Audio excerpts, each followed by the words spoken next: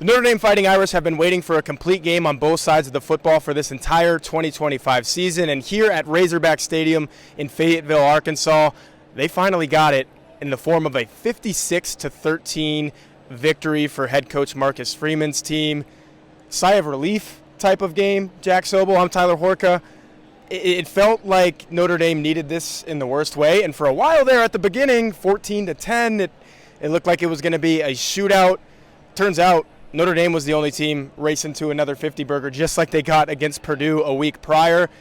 And I guess we can start with the defense. Maybe was 13 points indicative of what we've been waiting to see from that side of the ball, a more complete effort? Yeah, I think it was. It was very touch and go at first, especially because when Notre Dame got its first couple stops, Arkansas was very much stopping itself with some drops. They kicked a field goal for God knows why on the first drive.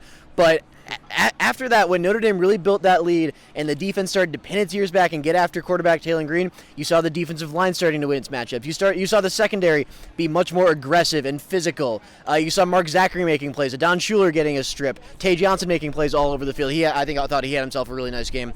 This was by far the best game from Notre Dame defense on all three levels, in my opinion. Yeah, you mentioned a couple words there, aggression being one. I believe Marcus Freeman said the same thing in his post-game press conference. Used words like passion. He always says clarity, but we hadn't seen it in the first 3 weeks on defense. I think you saw it today. I think you saw a group that understood what it was trying to do a lot better. And when that's the case, you hold a team, a really good Arkansas offense. We'll get to how bad they are defensively, but Arkansas came into this game getting 30-plus against no matter who it was, Ole Miss, Memphis, the two teams that they played earlier in the year. I think Arkansas State and somebody else.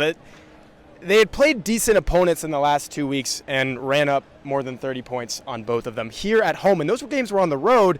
At home against Notre Dame, they could only get 13 points because of that aggression and the passion and the clarity. I saw it from Notre Dame today. I saw the vision, if you will, for Notre Dame. Now, look, it could still get a lot better. This was not a signature performance defensively. I think you make a good point in saying that Arkansas kind of hampered itself at times. But, Jack, Taylor Green, really good quarterback, has a lot of really good weapons. You didn't see that today, and I thought Notre Dame had a lot to do with that. I thought Notre Dame did a really nice job. When they played man coverage, they did really well. There's some lapses in zone, but I thought they did a nice job containing Green while also kind of getting to him. They got a couple sacks, which was really nice to see. The run defense was good. Green got free on a couple zone reads, but he'll do that. Like you're gonna have to live with those and just keep punching, and that's what they did. Like they stuck together. They didn't panic. That was a buzzword from Freeman this week, too. There was no panic on that sideline. They really got their act together today. And it's, like you said, it's not a perfect performance, but it's one they can build on, especially because we would expect them to get Leonard Moore back sooner than later. Yeah, he gave it a go in pregame warm-ups, actually came out for the bulk of the warm-ups, after they go back in, get dressed, come back out. He was fully dressed. You could tell he was never going to play in this game, and turns out Notre Dame didn't need him to play in this game. Mark Zachary gets more reps as a result. This was a really nice game for Mark Zachary. This was his best performance by far, and something Notre Dame's going to need if Leonard Moore misses any more time. Yeah, and he's getting better every single week. I think Dallas Golden gets better. You got Devontae Smith back. Again, it was the vision-type game. You saw what Notre Dame could be on that side of the field, or on that side of the ball, excuse me. On the other side of the ball, more of the same, and that is a really, really good thing for Notre Dame. C.J. Carr goes over 300 yards, Notre Dame goes over 400 yards passing as a team.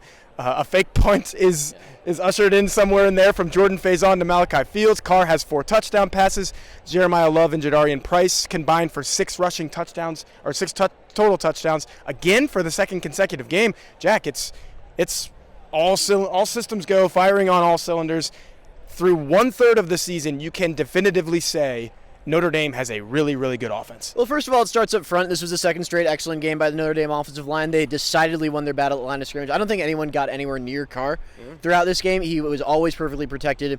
Running game, it had a bit of a hiccup in the early third quarter, but for the most part, opening up holes the entire day. So shout out that group. They are really coming together. As far as the offense in general, though, this game really showed you how many ways Notre Dame has to beat you. And Marcus Freeman kind of referenced this after the game. Like, Jaden Greathouse 2 catches for 32 yards. Freeman said he's going to get the ball when you throw it to him, but you don't need to because you got Jordan Faison who's constantly getting off coverage. He's really taking advantage. He's snapping off those little out routes, those little button hooks to perfection. CJ Carr keeps finding him. Malachi Fields wasn't as involved today as he's been, but he still found a way to make plays, including that fake punt that Faison didn't need to throw. He just threw it for the heck of it because it worked so well. There was no one on that side of the field to stop Faison or Fields. Will Pauling has a touchdown. That was a play where everyone was open, and CJ Carr found the easy touchdown. Jeremiah Love involved as a receiver. Jeremiah Love was fantastic. Jadarian Price fantastic. Eli Raridan had a nice back shoulder catch. There's no superstar as far as the wideouts and tight ends goes, but there's a lot of really solid players who can beat you in different ways, and that's why this offense is rolling as much as it is. Well, I agree with you. I think the offense is rolling as much as it is because the offensive line doesn't look anything like it did against Miami. They were bad in that game. The guys up front for Notre Dame were bad against Miami. That's a month ago. You wash that. I think who they are is who they showed to be against Purdue and who they showed to be today against Arkansas. Just winning the line of scrimmage up front. Now, we need to invite into the conversation, is it a little bit of fool's gold because it's Purdue? And we knew the Arkansas offense was great, and Notre Dame defense did a great job against it today. We knew the Arkansas defense was bad, and that kind of manifested today as well. Things came easy to Carr, to Love, to Price, to Will Pauling on his touchdown. It's not always going to be like that, but you still have to credit Notre Dame's offense because I think these guys under Mike Denbrock's leadership and knowing that they have a guy in CJ Carr, which, by the way, he is a guy. He is accurate. He knows what he's doing out there. Doesn't look like a redshirt freshman. Like I said, Jack, it has all come together on that side of the ball, and that makes you feel good because I think they're going to be in every single game they play and have a chance to win every single game they play because they will put points on the board. Yeah, Carr looks fantastic. He looks better every week. I think it's important to note. He did get away with a couple throws. He definitely should have been picked in the third quarter. He kind of threw it right to a linebacker, dropped it. Is what it is. He had a nice throw, don't do that again type of throw on an out route to phase onto the field that he threw kind of late, but it got past the defender, caught, explosive play. That's just the way this team is working right now. Carr is so good at he goes through his progressions. He doesn't panic when his first read isn't open. You see NFL quarterbacks all the time panic when their first read isn't open. I've never seen Carr do that. He doesn't want to run, but he will if he has to. Just a really, really good performance from CJ, and you really see the vision and what they've seen from him since they had him as a recruit. It's really all coming together for 13. So like I said, complete effort on both sides of the ball. And I want to pinpoint one sequence to close here, and maybe we'll talk about what's coming up as well. The very end of the first half, and Notre Dame has been atrocious at the end of halves this season. You saw it against Purdue. No way they should have given up that touchdown against Purdue, right? They get a touchdown with Jeremiah Love with, I want to say 40 seconds left somewhere in there. It's less than a minute. And Arkansas comes onto the field, and you don't have much time left, so you're not that worried that they're going to go score. But what does Adon Shuler do? He goes and rips the ball. The Irish swarm the ball. They get it.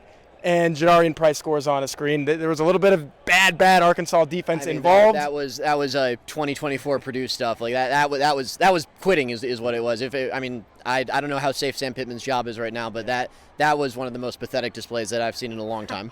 But on the flip side of that, Notre Dame said, hey, you know what? This is step on the throat time.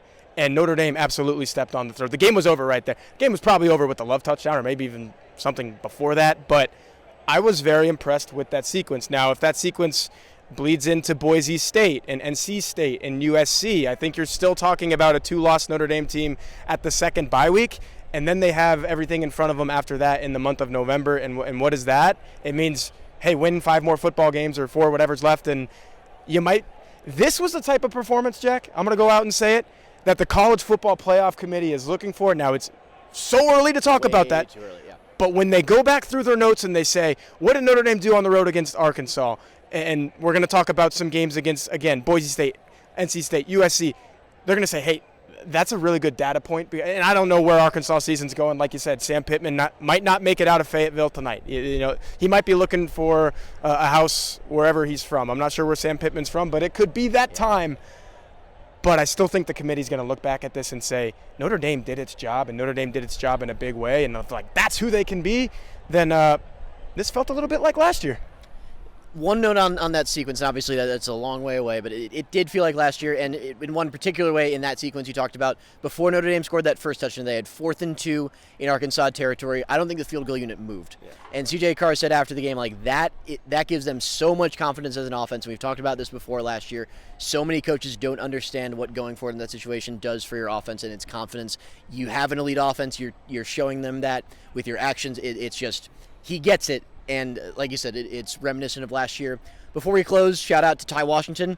I asked CJ Carr about this after the game. He said that this was personal for Washington, who was kicked off the team at Arkansas last year after he did not want to check into a game in a blowout because his grandmother had fallen ill. He thought he wasn't in the right headspace. Next day, Sam Pittman kicks him off the team. This was personal for Ty Washington. CJ Carr confirmed that today, and he blocked his tail off. He's getting a game ball in our magazine tomorrow. Carr blocked his tail off, blocked his butt off, whatever Carr said. Carr was right, you were right. Ty Washington was right, by the way, because in August he said, if you take Arkansas out of the game early, you will take Arkansas's fans out of the game early. And you see these seats right here, they kind of looked like that in the second half of this ball game. You saw a lot of metal bleachers, didn't see a whole lot of people wearing red, saw a whole lot of people wearing green in the stands though, and this is what they came to see. Notre Dame has reset its season. The Fighting Irish are 2-2 with 3 home games coming up until their second bye week of the season. So as soon as Notre Dame lost those first 2, it was like, hey, we've got to win them all. 2 out of 10. A long way to go, Jack, but we'll be there every step of the way. Again, that's Jack Sobel. I'm Tyler Horka from Fayetteville, Arkansas. Blueandgold.com, Blue and Gold Illustrated.